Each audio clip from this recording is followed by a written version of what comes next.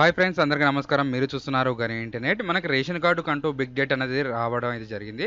మీరు గతంలో గానీ, ప్రజా పాలనలో గానీ, కుటుంబ సర్వేలో గానీ, మీ సేవలో గానీ అప్లికేషన్ చేసిన తర్వాత ఇప్పుడు అప్లికేషన్ స్టేటస్ ఏ విధంగా చెక్ చేసుకోవాలి? మీకు పెండింగ్ ఉందా? రిజెక్ట్ స్టేటస్ ఉందా? మీరు కొత్తగా అప్లికేషన్ చేసుకున్న వాళ్ళు కొంతమంది అప్లికేషన్‌లో నేమ్ డిలీట్ చేయడానికి పోతే ఫ్యామిలీ కార్డ్ మొత్తం డిలీట్ కావడం జరిగింది. అది దేనివల్ల అయింది? ఎవరెవరి పేర్లు డిలీట్ అయినాయి? నెక్స్ట్ పిల్లల పేర్లు పోయి అత్తగారి దాంట్లో పడడమైంది అనే దాని గురించి కంప్లీట్ ఇన్ఫర్మేషన్ అంతా ఈరోజు ఈ వీడియోలో మాట్లాడుకుందాం. మీరంటూ ఈ వీడియోని ఎక్కడ స్కిప్ చేయకుండా చూస్తే మాత్రం ఈ వీడియోలో మీకు 100% డౌట్స్ అనేది క్లారిటీ రావడం జరుగుతుంది. అలాగే మీరు గ్రామ సభలో అనేది మనకి లిస్ట్ అనేది రావడం జరిగింది. ఆ గ్రామ సభలో లిస్ట్‌లో కూడా నేమ్స్ అనేది కూడా రావడం అయితే జరిగింది. ఆ నేమ్స్ గ్రామ సభలో వచ్చిన లిస్ట్‌లో నెంబర్ అనేది మనం ఏ విధంగా సెర్చ్ చేయాలి? సెర్చ్ చేసిన వాళ్ళ నేమ్స్ అనేది రావడం అయితే జరుగుతుందా? ఇప్పుడు కొత్తగా డిలీట్ చేసిన వాళ్ళకి, కొత్తగా అప్లికేషన్ చేసుకున్న వాళ్ళకి ఏ విధంగా స్టేటస్ చూపిస్తుంది అనే దాని గురించి అయితే వీడియో స్టార్ట్ చేసే ముందు ఎవరైనా మన ఛానల్ ఫస్ట్ టైం చూస్తున్నట్టయితే సబ్స్క్రైబ్ చేసుకోండి, పక్కన ఉన్న బెల్ ఐకాన్ క్లిక్ చేయండి. మనకి తెలంగాణ మరియు ఆంధ్రప్రదేశ్ ప్రభుత్వం సంబంధించిన ఎటువంటి పథకాల గురించైనా వీడియోస్ అయితే రావడం జరుగుతుంది. అలాగే ఈ వీడియోకి ఒక లైక్ అనేది చేయండి. లైక్ చేయడం ద్వారా తెలియని వారికి తెలియపరిచినట్టు అవుతుంది కాబట్టి లైక్ అనేది వెరీ ఇంపార్టెంట్. ఇప్పుడు అనేది మనం లేట్ చేయకుండా వీడియోలోకి అనేది వెళ్ళిపోదాం.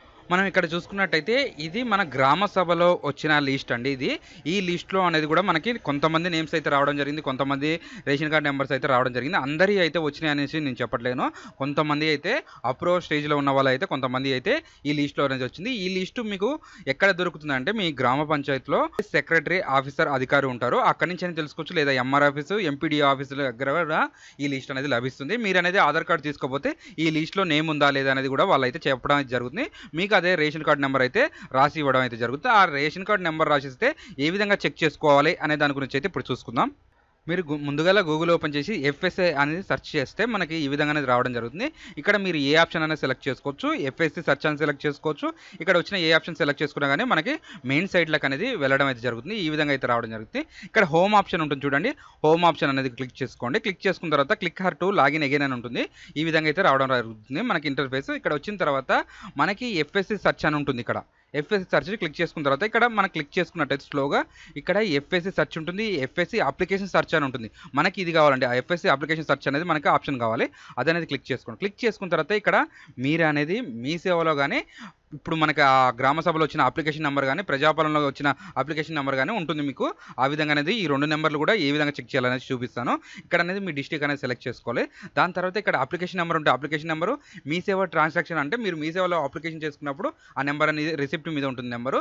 లేదట్టయితే మీరు దగ్గరున్న మీ సేవకు వెళ్ళేసి మీరు ఎక్కడ అప్లై చేసుకున్నారో అక్కడ అనేది కూడా మీరు పోతే ఈ అప్లికేషన్ నెంబర్ అనేది కూడా ఇస్తారో ఆ విధంగా అనేది మీరు చెక్ చేసుకోండి. మనం ఇక్కడ నెంబర్ ఎంటర్ చేసిన తర్వాత సెర్చ్ అనేది క్లిక్ చేయండి. సెర్చ్ క్లిక్ చేసిన తర్వాత మనకనేది ఈ విధంగా అయితే రావడం జరుగుతుంది. ఇక్కడ వీళ్ళకంటూ ఎటువంటి అప్డేట్ అయితే రాలేదు, వీళ్ళది అప్రూవ్ స్టేజ్లో కూడా లేదు.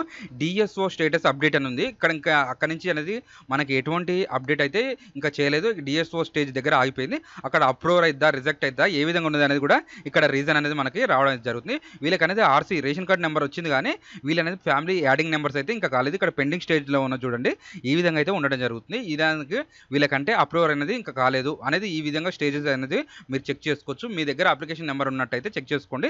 లేదా మీరు ఎంపీడీఓ ఆఫీస్, గ్రామ పంచాయతీకి వెళ్తే మాత్రం అప్లికేషన్ నెంబర్ అనేది కూడా ఇస్తారు. మీరు అది కూడా కొంతమంది గ్రామ సభలో అనేది కొంతమంది పేర్లు అయితే వచ్చినాయి, వాళ్ళైతే ఇవ్వడం అయితే జరుగుతుంది. అక్కడ అనేది మీరు తెలుసుకోండి. ఇంకా ఏమైనా డౌట్స్ ఉంటే మాత్రం ఖచ్చితంగా కామెంట్ అనేది చేయండి. ఆ వీడియో కూడా నెక్స్ట్ పార్ట్ 2 భాగంగా నెక్స్ట్ వీడియో అయితే చేద్దాం. నెక్స్ట్ కొంతమంది నేమ్స్ అనేది కూడా రాంగ్ స్టేజ్లో పడ్డది. కొంతమంది నేమ్స్ అనేది మీరు కార్డు కోసం మీ ఫ్యామిలీలో నుంచి మీరు డిలీట్ చేసుకున్న ఆప్షన్ డిలీట్ చేసుకుంటే మీ పిల్లల పేర్లతో సహా మీ రేషన్ కార్డే అసలే డిలీట్ అయిపోయింది అని అంటున్నారు. దాని గురించి నెక్స్ట్ వీడియోలో అనేది మాట్లాడుకుందాం. ఇప్పుడు ఎందుకంటే ఈ వీడియో లెంత్ అవుతుంది కాబట్టి మనకు అనేది ఈ రోజు ఈ వీడియోలో ఉంటుంది. మీకు అనేది ఇంకా ఏమైనా డౌట్స్ ఉంటే మాత్రం ఖచ్చితంగా పార్ట్ 2 అనేది చేయడం అయితే జరుగుతుంది. ఇదండి ఈరోజు video. Thanks for the watching.